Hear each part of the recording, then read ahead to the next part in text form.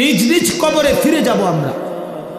কাজেই একাকী হতেই হবে, একদিন একাকী আল্লাহ তাআলার মুখোমুখি হইতে হবে। সেদিন টের পাবেন, সেদিন টের পাবেন।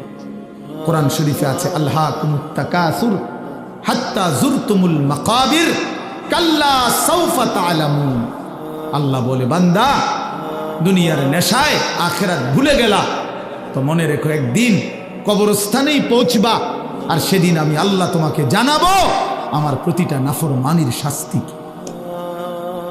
আমি জানাবো বান্দা, আমি দেখাবো তোমারে, তুমি দেখবা বান্দা, আমি তোমাকে দেখাবো, আমি তোমাকে বুঝাবো। এজন্য দোস্ত, নওজোয়ান, প্রিয় সাথী, এটা মনে রেখো বাপ, আত্ম উপলব্ধি, আত্মপরিচয়, আত্মসম্মান, আত্মমর্যাদা অনেক বড় সম্পদ। এটা বুঝা যে আমি কে, আসলে আমি একজন মুসলমান, আমার বাবা মুসলমান, আমার মা মুসলমান, আমার বংশ মুসলমান, আমার গোটা মহল্লা মুসলমান, আমি ইমানদারের সন্তান, অথচ আমি এক ওয়াক্ত নামাজ পড়ল না। 365 দিনে খোদার এক বছরে কোনোদিন ফজরের নামাজ পড়ল না। এটা মুসলমানের বাচ্চা, এটা মানুষের বাচ্চা, এইটা জানোয়ার না তো জানোয়ারটা কেন? এ জানোয়ার না তো জানোয়ার কে? তাইলে কে জানোয়ার? তাইলে এইটা অসভ্য না তো অসভ্যটাকে? এটা না তো কে অসভ্য? তাইলে আল্লাহ কাকে বলছে কুত্তার মতো? কাকে আল্লাহ বলছে ইনহুম ইল্লা কাল আনআম? আল্লাহ বলছে মনের ইচ্ছা মতো যে চলে তার পরিচয় আর কিছুই নয়, শুধুই জানোয়ার, আনআম, চতুষ্প জন্তু। কাকে বলছে বাবা?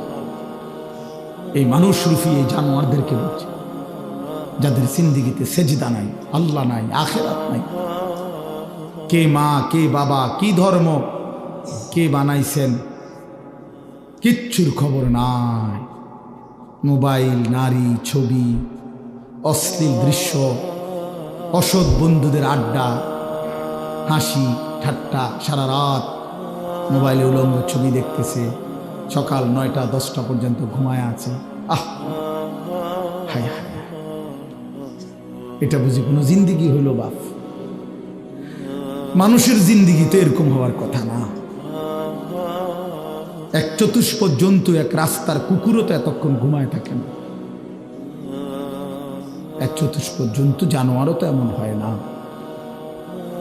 এই জন্য বাপ এটা বোঝা উচিত।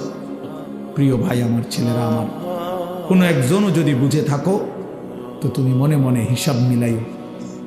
তোমার বন্ধুর লগে না, তুমি একা হিসাব মিলাইবা। আসলে আমি কে?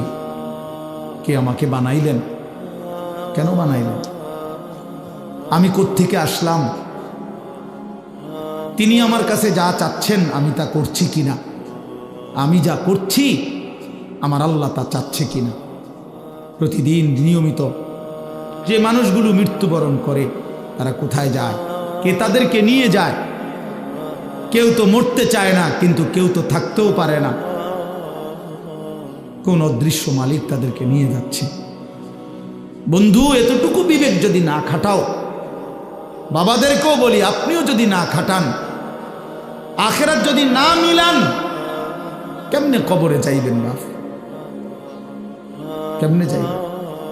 খাট পালং আর সোফা ফার্নিচার বানাইয়া হিসাব মিলাই লেলেন, মানুষের দেখাইলেন খাট পালং সোফা, বিল্ডিং, দালান, টাইলস, জমি, গাড়ি।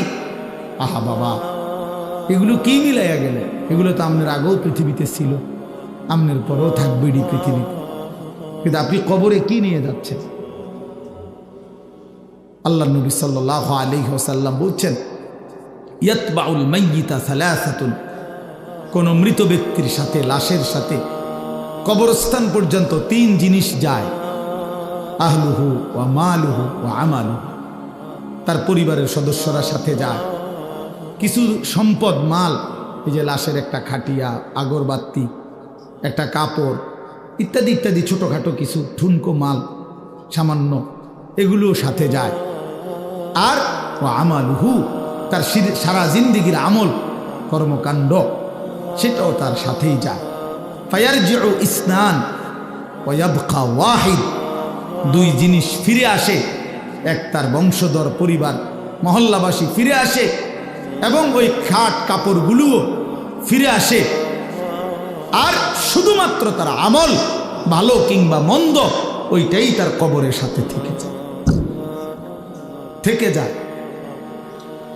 এই জন্য দোস্ত, আমরা আমাদের 1 সেকেন্ড, 1 ঘন্টা, 1 মিনিট, একটা নিঃশ্বাস যেটা একবার পড়ছে এটা আর কোনো দিন আমরা হিসাবের বাহিরে আড়াল করতে পারবো না।